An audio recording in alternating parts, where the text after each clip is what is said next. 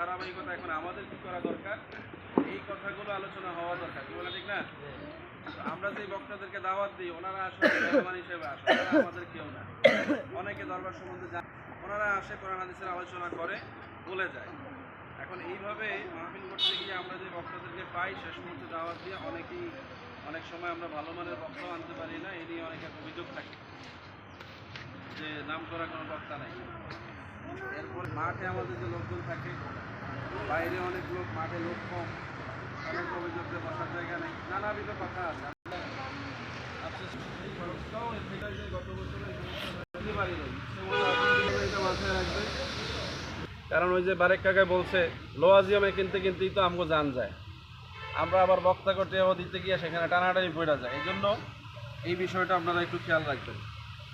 কীভাবে মাহফিলে সুন্দর পরিস্থিতি বিরাজমান, সবাই এখন যে তালিকা করেন যে লোক দিবেন, যে এলাকা থেকে গরু দেন কালেকশন করেন, আপনারা আপনাদের প্রতিনিধি দিবেন যারা এটা পরে দেখা